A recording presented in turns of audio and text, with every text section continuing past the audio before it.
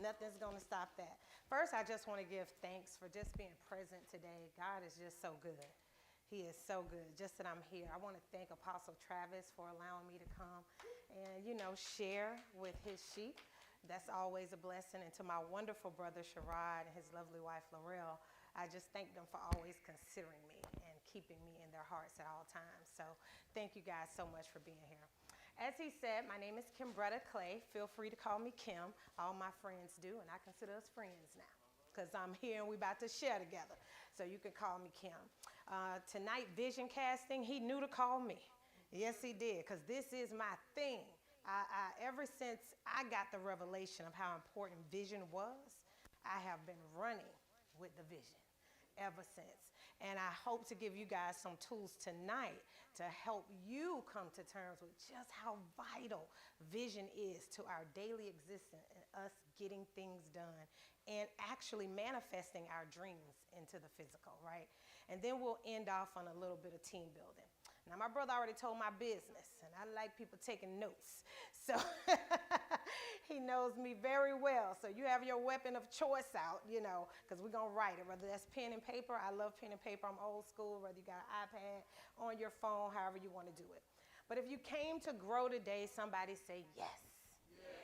Yes, that lets me know that you're ready to take notes, because I'm a growth junkie. I'm always on the grow. What can I learn? How can I evolve? How can I be better? How can I help someone else? I'm always on the grow. We can't trust that memory of ours. I know ever since I've been getting older and older, I see what my granny was talking about. It just ain't the same as you mature. So we have to write things down. So you write what you hear that resonates with your spirit, and then you write what the spirit gives you for you in between, right? Because he's always talking to us when we're learning.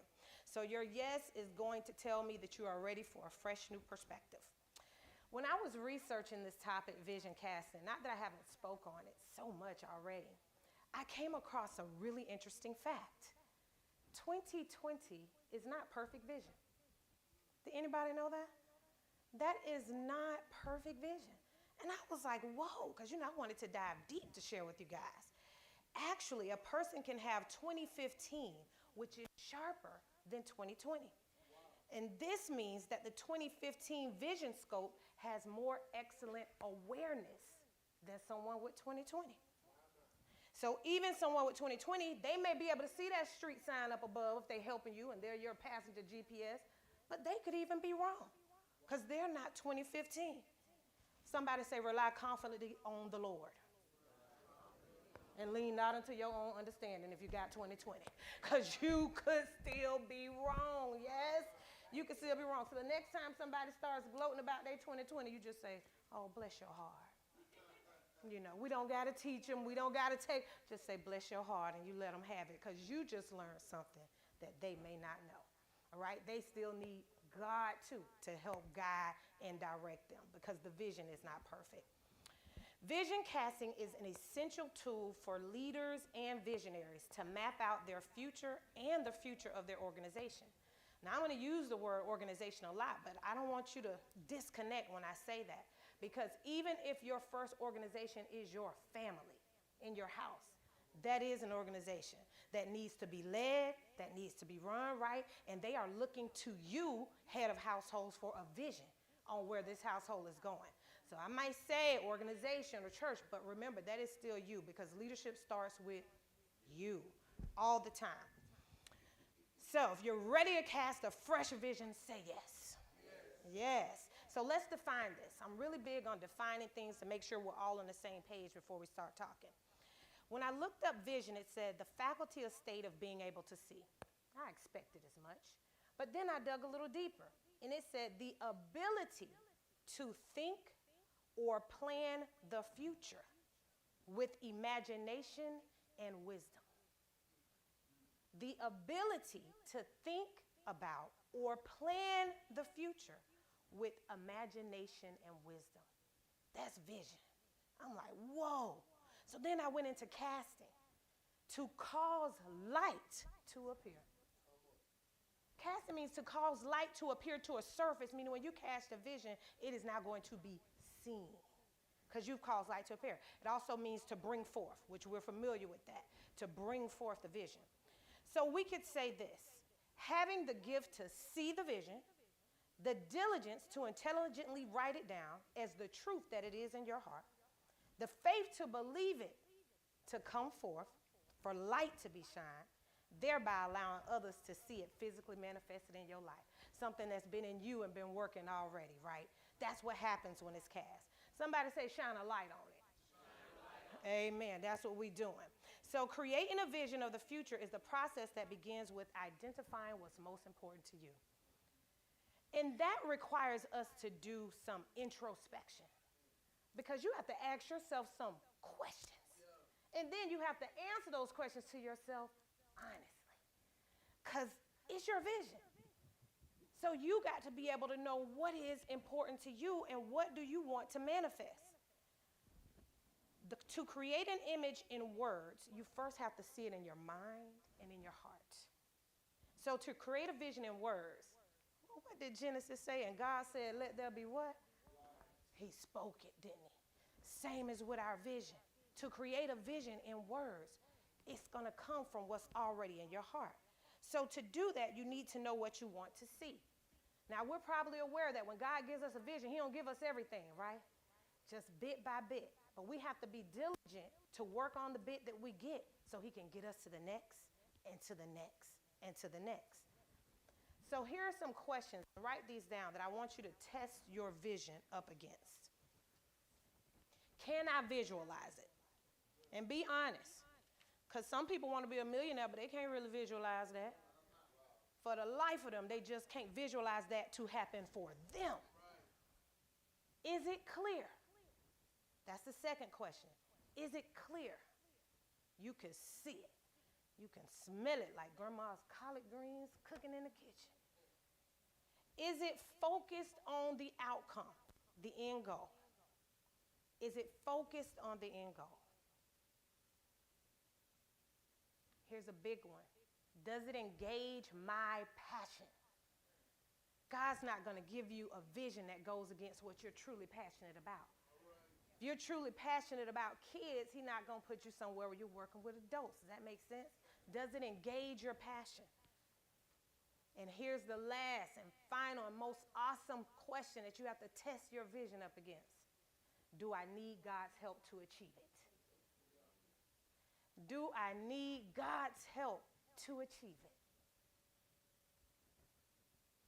You know, when I was looking up those facts and diving deep into vision, I learned that there are like 5 different steps that happen in the back of our eyeball before we ever see something physically. I'm like, you think you wake up, you look, and it was that simple. 5 things have happened before you visually can recognize something. So now you know, if there are multiple unseen biological steps that happen before you can physically see something, you got to know there's multiple steps happening in the background in the spiritual world, right? That's got to happen before we can physically see our vision manifest. All those things working together. I want to share something with you. Speaking of vision. In 2013 is when I got so convicted about vision. Kim, you got to have a vision. I was recently divorced. I was so upset. I was like, what am I doing wrong? How did I choose this person? It didn't work out. What do I need to do? And in my time with God, I just hear him say, you need to know what you want to do. You just been winging it, praying about it as you go along, but not praying about it before you make decisions. So I sat down with my daughter, who was 13 at the time, and I said, that's it, because I'm what? A leader of the household. Watch me. When you get this message, it's your job to go share it with your household. It was just she and I, recently divorced. I said, we need to get a vision. This is what I hear the Spirit saying, and we need to write it, and we need to know where we're going and what we want to accomplish. So I put it into sections. I told her, I said, we're going to do family, education, career, how do we want to grow, how we're going to give back, because that's important to me, and what are we going to continually be praying about in this household? What is our prayer project? She commenced to do her vision board, and she said, Mommy, Avion, and a new step that I said, hold up. Now that we don't want no new stepdaddy. What we want to be just me and you. Because I was hurt. I don't want a new stepdaddy. But she's, in her vision, she still saw family with a dad in the household. You know, she didn't understand. She was like, look, get on over your heartbreak, lady, because in my vision, it's a man here. No. And I talked her out of that. I was like, no, we're going to put it down. So as you can imagine, I wrote just me, just my daughter, together, growing in love, pursuing our purpose and dreams. I even put a scripture down. For I know the plans I have for you to prosper you. Look at me. You know we like to find a scripture for our mess, don't we? We'll find us a good old scripture, won't we? I don't want no man on it. He said, I know but how do I know the plans have for me? I was doing this in emotion, wasn't I? Right? In my emotion.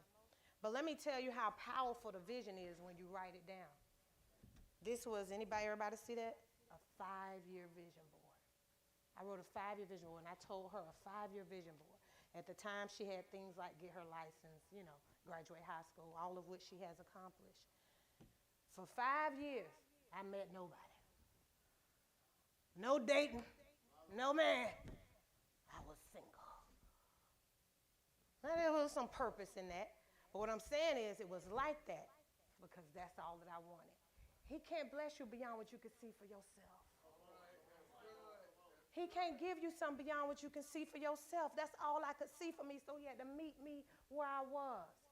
Because the word say he'll give you the desires of your heart. And that was my desire at that time.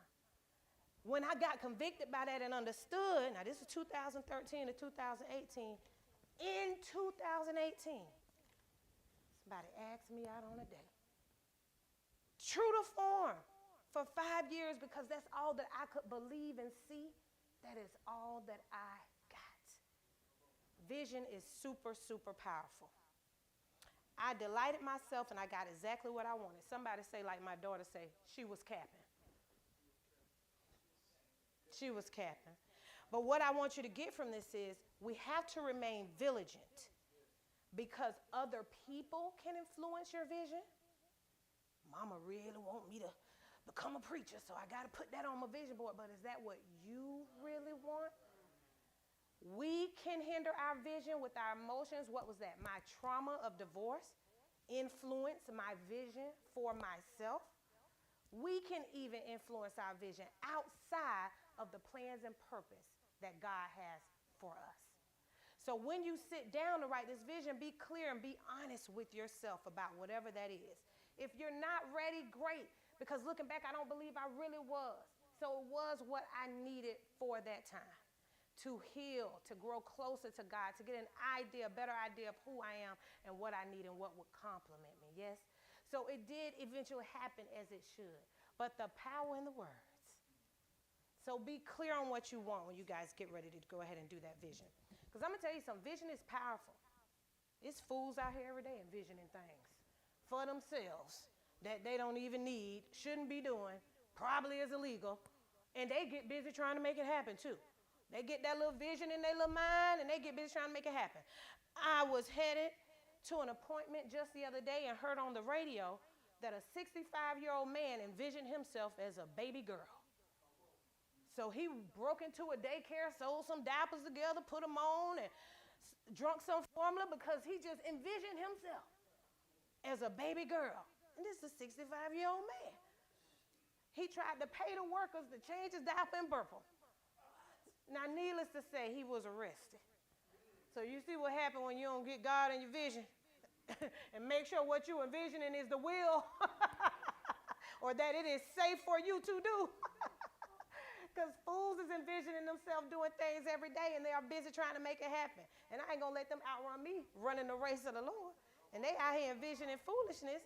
So definitely get home and write down on that vision board. This is your homework. Get a poster board, if you will. If you don't have none but paper, use that. Don't let the enemy play with you. Whatever you got, even if you do it in your phone, it's about you writing it down, okay? And you can make one board like I did, or you can make multiple boards. But let me give you some direction on where to start. Relationships. This might be a section on your board. And think beyond your romantic relationships, even your friendships. Friends play a vital role in our life. Your family, your sisters, your brothers, your parents. How do you see those relationships? Is there anything about them that you really need to change? You need that to change for y'all to be closer. Think about that when you're writing a vision board. Second, health. Health. Are you facing any health challenges right now? What do you need to do to help offset that and get better? Who's going to help you with your health challenges? What progress do you want to see?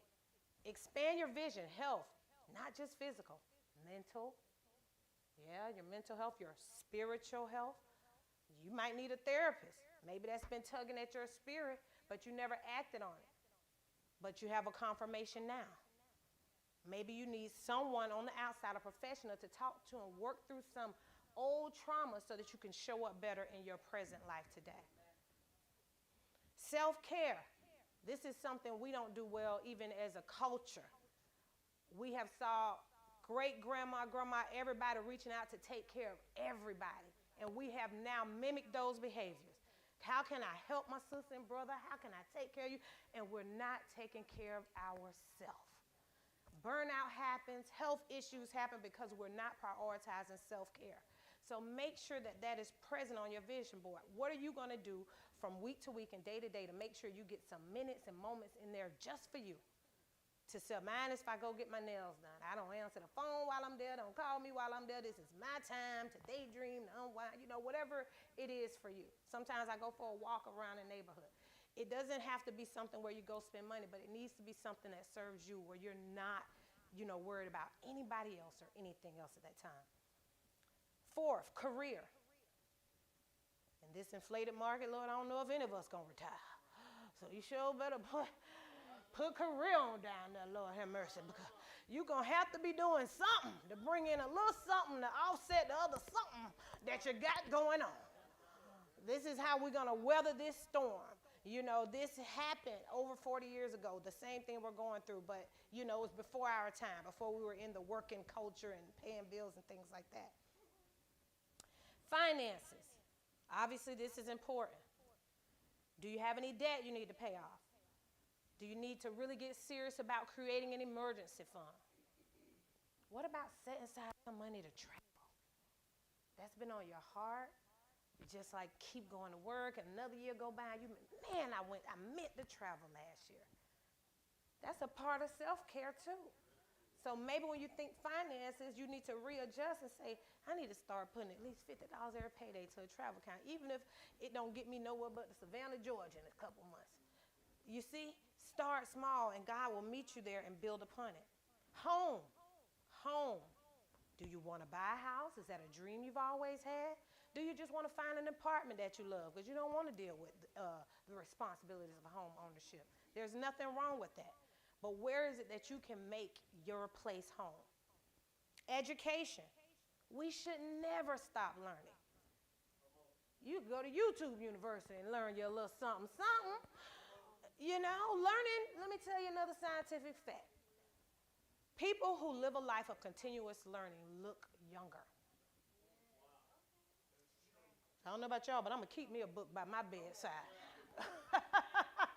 So I look good as long as I can, So always be learning. Recreation. This is important. That also kind of includes travel, but do you have a hobby outside of the house?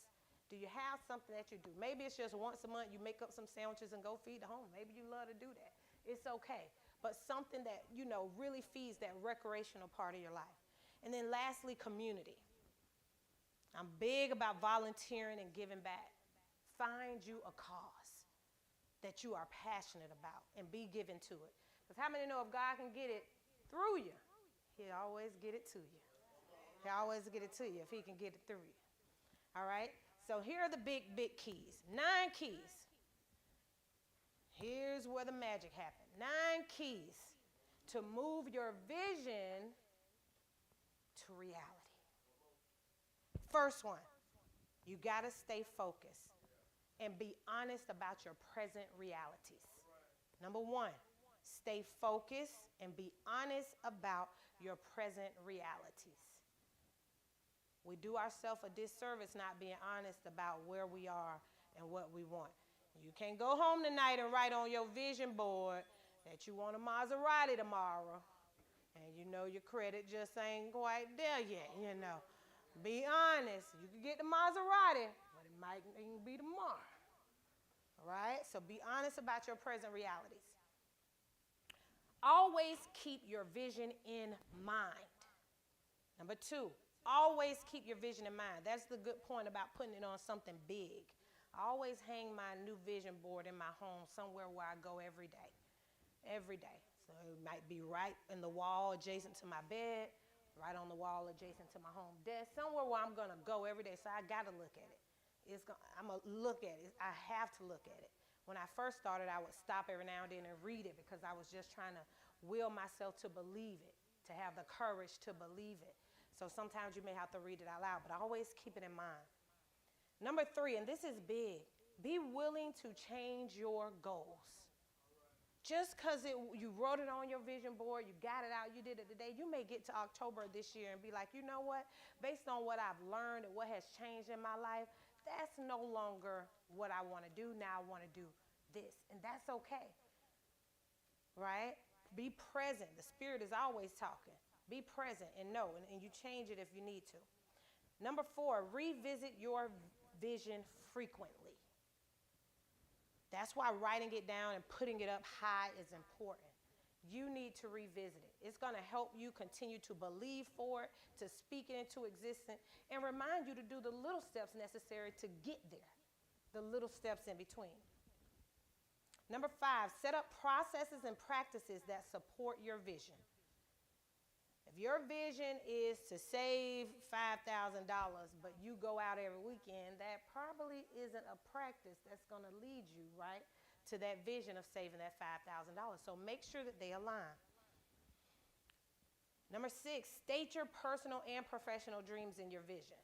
Sometimes, you know, you might be a hopeless romantic and you get carried away and your vision board is all about when you meet him, when you get married, when you're about how we do all of the above.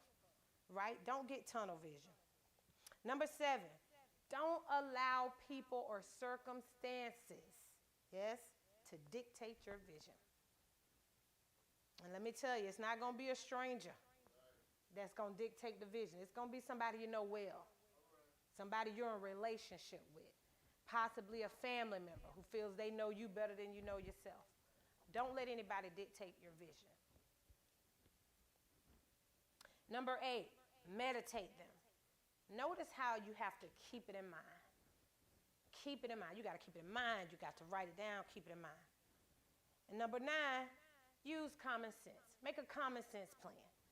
That 65-year-old man didn't have much common sense, you know, with his vision. But you guys will. Have common sense with it. I cannot emphasize it enough to make sure you write it down. And if you real bold, write it in past tense. Something like, I excitedly completed my bachelor's degree in the year of 2026. All right? I joyfully paid off my house in 2027. Be bold about it. Think past tense when you write this. Call it forth as if it has already happened when you write it down. I'm going to read you a scripture from the Message Bible. Habakkuk chapter 2, verse 2 through 3. And then God answered, write this. Write this. Write what you see. Write what you see. Write it out in big block letters so that you can read it on the run. Somebody say on the run. He knew y'all were going to be busy. Y'all just so busy. You're just so busy. So he said, write it so you can read it on the run. The vision is a witness pointing to what's coming. It aches for what is coming. It can hardly wait for what is coming.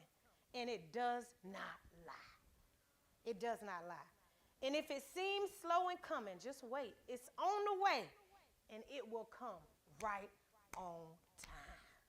Somebody say right on time. Right on time. Who's ever had a blessing or a breakthrough that was right on time? Say yes. I know I have. Woo, woo. Ain't nothing like a good right on time blessing. All right, we're moving on. We're going to talk quickly about team building. Team building. And remember, this is important because you got a team. You might be at your house You may be the supervisor at work. You may have a position here in the ministry. You got to know how to bring people together to successfully accomplish a goal. Team building. Now, when I looked up team, it said to join efforts, a group on one side. And then to build, when I looked up building, it said to develop according to a systematic plan or vision to increase or enlarge. So when you build teams, you increase or enlarge your territory and what it is that you can accomplish. We can say it this way. Join efforts with a group of people all on one side to build and increase the vision with a definite plan. Definite plan. Somebody say team, because it enlarges the vision. All families have values, whether you did it on purpose or not. If I ask you right now what your family typically do at a barbecue and who do what, you know. Sometimes it's created organically. Sometimes people were given instruction. So if you're not intentional about creating the culture and the standard by which you move, it will create itself. And we can't have that, so you want to be in front of it. Yes, we got to be in front of that thing. As a leader, you can't take the lazy approach when it comes to that. Team building is essential. It's essential. It builds trust. It mitigates conflict. It encourages communication. And it establishes collaboration. People who know how to work together. 9 tips on building a winning team. A winning team. Establish expectations from day one. Day one. Some people struggle doing that. They don't want people to think they're mean or they're off-putting or they're trying to be bossy. This is about communication. You got to establish expectations from day one, or people don't know what to do or how to move. And there's nothing more chaotic than a group of people running all over each other and all over the place because nobody knows what's going on. Anybody ever worked for a boss that didn't know how to establish standards of communication? You come to work, you just frustrated. It took everything to get out of the car because you're going in there another day not knowing what's happening, what you're doing, how it's going to get done. Isn't it excruciating? Don't be that leader, right? Establish expectations from day one. Number 2, respect your team members as individuals. Respect each team member as an individual. Everybody brings something to the table. I know you thought God gave you the vision, and it's yours. You're the one going to make sure it come to pass. But he puts people around you for what they're going to add to help enlarge and increase the vision that he gave you, right? Because everybody has different talents. Number 3, engender connections with the team. That means build connections on purpose. And don't get afraid when they build interconnections, right? Apostle Travis is going to build connections with each of you, but that doesn't limit you all from building connections with each other. Right? You still have to build interconnections on top of the connections that he has established. Because that is how we stay tight as a unit. That's how we don't let our brother or sister fall through the cracks. Because I know her. I keep in contact with him or her. I know what's going on and when they need prayer. We establish those connections. Number 4, practice emotional intelligence. Emotional intelligence. It is time out for the one way, my way, or the highway. If y'all ain't learned, that just don't work and no more. And we would like to say it don't work on young people, but it don't work on us either. It don't work on you. Gotta help me understand this plan, what we doing, what's the purpose of it, what's gonna happen when we get there. What do you have in mind? We got questions. We need answers. We need to know, and then I can connect with you, and we can march on forward in this thing, right? So practice emotional intelligence so you can feel when that tide changes. Even if they don't say anything, you can sense that nonverbal cue. You know something's off. I better check in. Oh, they not feeling this. Let me check in with them. Is what I'm doing feeling good? Because it's not feeling like it. Give people the opportunity to speak up on that. Number 5, motivate with positivity. Everybody tired. We tired. We tired of going to work. We tired of sitting in traffic. We tired of the churn. We tired of the grandchildren. We tired of cooking. We tired. We tired. I'm sorry. But if you're a leader, your people need motivated. You can't just expect they ought to come in here motivated, know what they got to do. You got to put some sweat equity in helping them stay motivated. Because people are tired. They tired.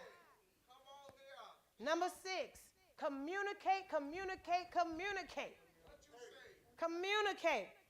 As humans, we all love to know where we stand. Please tell me where we stand. That's like a boss who will never give you no progress report. Well, I do. I think I'm doing good. I guess. Ain't nobody said nothing to me. Come on, communicate. Let people know where they stand. Let them know what they don't lead them to assuming. Number 7, look for ways to reward good work. That's another way of communicating, guys. I see you. That was good. Here's a reward. That motivates people to keep on going and pushing through. You never know what anyone is going through from minute to minute. You stand in tune and giving them that reward that day, they probably was about to resign. I said, okay, Lord, the work is good. They recognize it. I'm going to keep on going. Number 8, diversify. Lord, if we hear DEI, DIE, diversity and inclusion one more time, but it's a real thing. Everybody on your team can't look exactly like you, move exactly like you, have the same background as you. You will fail at this vision if you are not open to other people's input and experiences, what they have been through. It adds value and substance to the vision. You have to let them in. You have to let them in. There's nothing more excruciating than seeing someone sit right in front of you and just be burning. Just going down, burning. And you like, oh, if I could just, but they don't like you to interrupt you. They don't like you to get, and you got the answer. But they won't give you the opportunity. Everybody's voice is valuable, and we all have something to add. And when you let that happen within your team, greatness. Number 9, find a team you trust. Now, let me ping you on this trust. When you truly trust your team, they can make decisions on your behalf. Now, we like to say trust until somebody else making a decision. Well, hold on now. I trust them, but I need to sign off on, you hired me. You believe that I'm competent. You got me on your team. You want me here. I can make decisions on your behalf. Trust me. And then you trust me to communicate to you what has happened. But I don't need to come ask you because you trust me. Get people you can trust, because nothing matters if you're going to put people around you that you don't trust. Nothing else matters. They will know you don't trust them no matter how much you try to fake it, and they will give you the low, untrustworthy performance of a lifetime.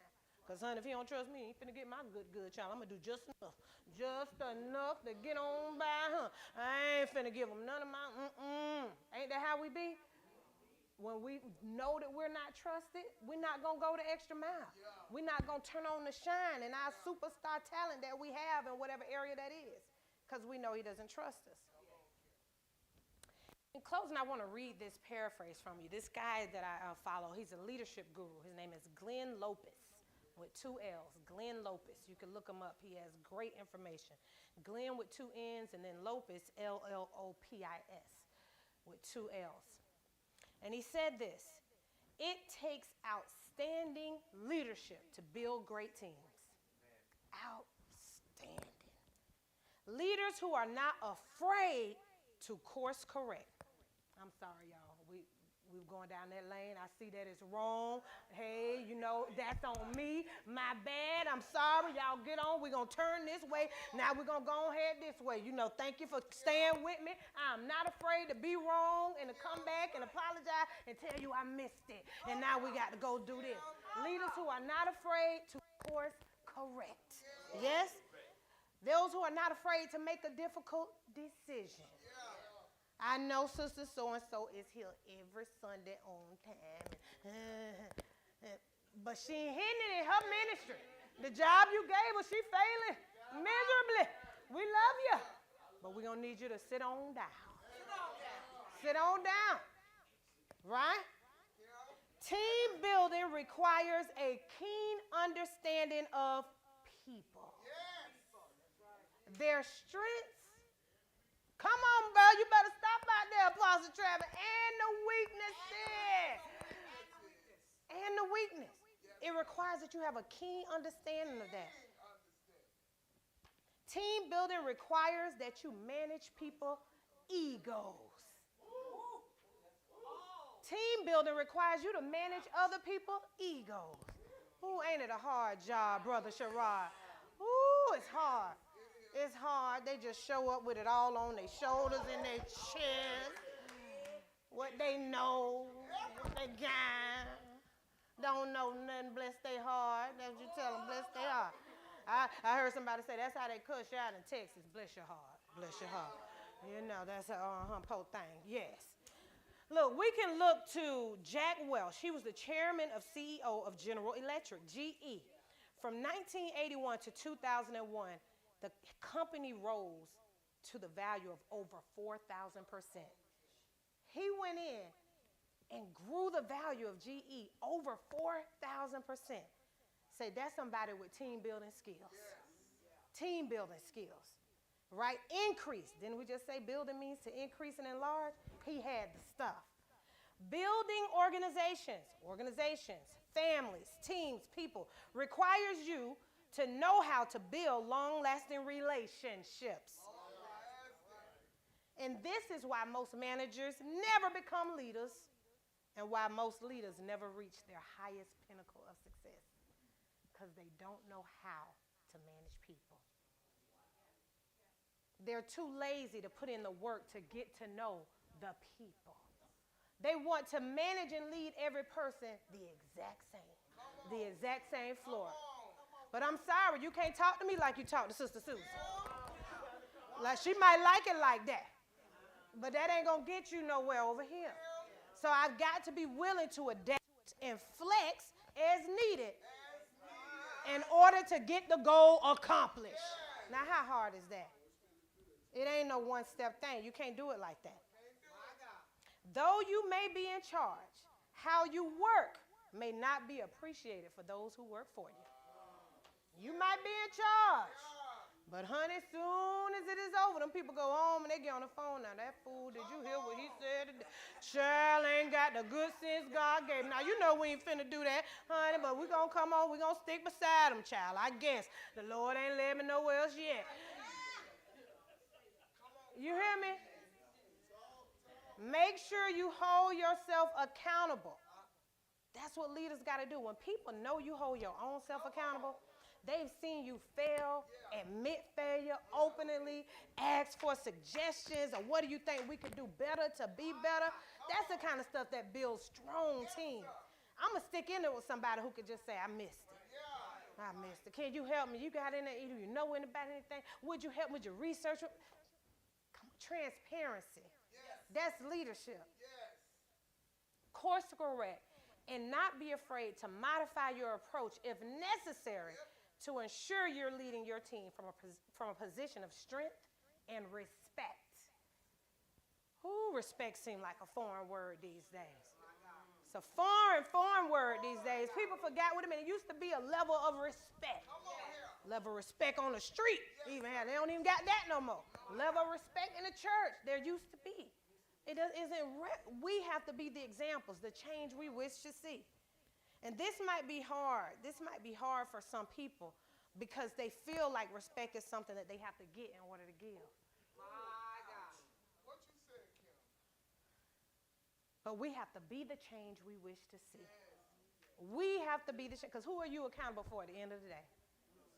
Come on, somebody. Only yourself. Only yourself. Nobody else. And when we get up there to the pearly gates, Jesus don't want you talking about nothing about he said, she said, well, if she wouldn't. This is about you. You be the change you wish to see. So I have an activity. If you have a sheet of paper, I want you to take it out. If you only have a phone, that's fine. If you have a sheet of paper, you take it out, and I want you to rip it in half right down the middle.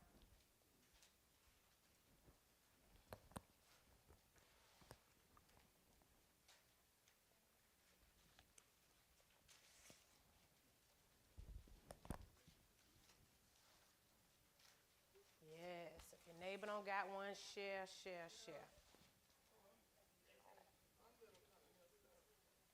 I don't know what Brother Sherrod got going on. Thank you, Miss Williams. Help him out.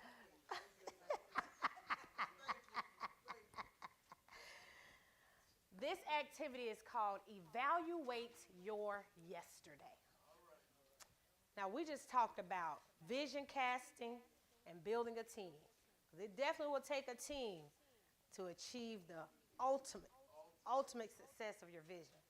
So on the first half of your paper, I want you to write down what you did yesterday. Write down what you did yesterday. Good and the bad, brother. Yes, indeed. Somebody might need to pray for you. You write it on there now. Write down what you did yesterday. I'm going to give you guys a couple minutes. I want to know what you did yesterday.